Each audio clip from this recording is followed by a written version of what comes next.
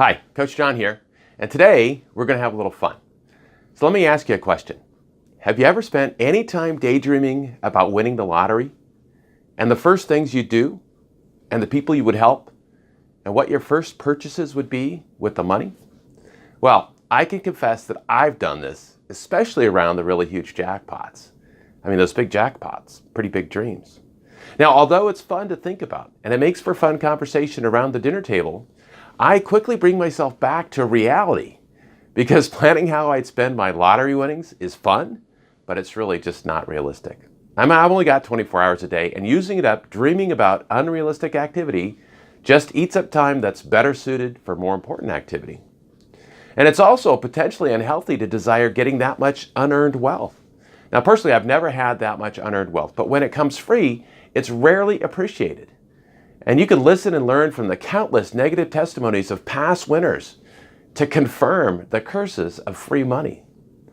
But there's a difference between daydreaming and developing a vision.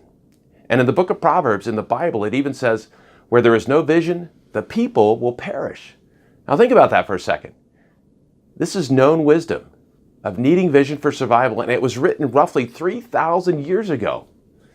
Now, sadly, the majority of people walk around without any vision or real goals. And when you lack vision, the path of everything that you do eventually leads to death. Death of your ventures, your relationships, your health, and eventually your hope. Without a vision, you have nothing to strive for. There's no energy, there's no passion. It's dull, it's dreary, it's drudgery, and it's boredom. But even before death, not having vision will rob you of experiencing joy and peace. Joy and peace come from contribution, and contribution is how you serve your vision. It all ties together. And I'm sure you've met people, just like me, who have everything they could dream of. They have houses, cool cars, amazing houses, success, power, any man, woman they desire, and none of it makes them happy. I mean, you can see these stories on television almost every day. That, to me, is death. And I want to help you avoid that path by helping you to develop the type of vision that gives you life and energy and passion. That's exciting.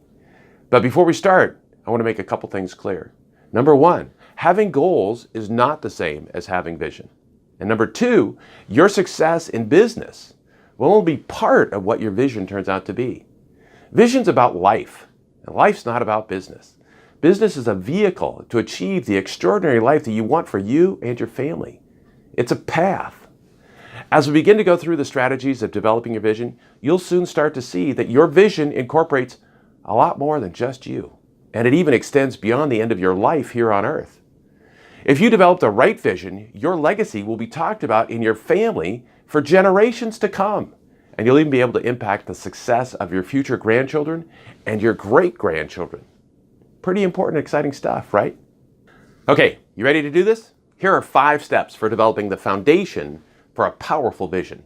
Step number 1, paint a picture of what things will look like in 100 years. Now, in order to do this, you have to assume a few things. First, you have to know that you will no longer be around. And it's likely that in 100 years, your grandchildren will be the same age as you are right now. Starting with 100 years forces you to think beyond the problems and challenges of today, and it opens your eyes to the long-term impact of your decisions. In 100 years, what do you want your legacy to look like? Does it incorporate a family business? What are the traditions that you're passing on? How will your family honor and remember you? And what kinds of stories will be told about you? Now, this is an incredibly powerful step, and you should take some time with it and even discuss it with your family. And if you have a family history that's passed on generational curses of financial hardship or addiction or abuse or racism, who's going to be the one to break it? You? Or are you going to allow your children to deal with those giants? As you can see now, your vision is much bigger than what you're going through at this moment. Write out exactly how you'd want your family's lives to look in 100 years. Use as much detail as possible and make it real. This is where the rest of your vision will start, so make it a good one. Step number 2 is setting your pillars. Now, a couple of weeks ago, we talked about purpose, and purpose is your foundation.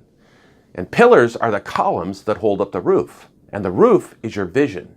Your purpose and your pillars, they rarely change. They are the rock-steady components of your life. Change's going to come at you whether you like it or not, and having your house sitting on a firm foundation allows you to weather the storms. Now, a few good examples of pillars are the pillar of faith. And what faith, what beliefs will you pass on to your generations? And then there's the pillar of estate. What will your children and their children inherit from you? And what will you teach them about the responsibility of the family's estate? You know, so many families lack this pillar. And when an elder dies and the inheritance is received, it causes fighting and division, and the estate is squandered on uselessness in just a few years. These are sad scenarios that can be avoided by passing along a strong pillar. Another pillar is family traditions.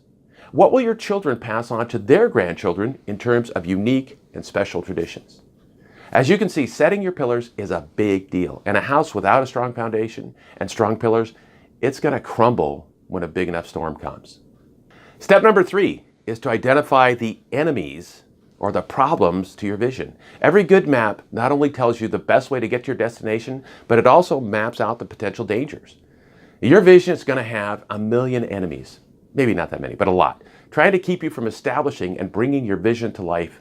And if you don't identify them, then they have an opportunity to win. Now, this step is probably the hardest one you'll encounter because you'll need to take a hard look at yourself. The greatest enemy to your vision, it's not external. It's actually internal. It's inside you. What are your character traits? What are the character traits that will destroy your vision unless you work to change them? And then you can look at external factors. What external factors do you have to eliminate? And this step is going to be varied from person to person, so you need to really take a deep, hard look at yourself and also the other areas that present themselves as risk to your vision. And just as with the other steps, take time with this and consult your family. Step number 4, that's to establish your timeline. And if you have your 100-year vision done, then you'll need to work backwards to begin setting your timelines for accomplishing your goals within each. And if you've already done 100 years, so the next timeline is going to be 20 years. What do you need to happen in 20 years?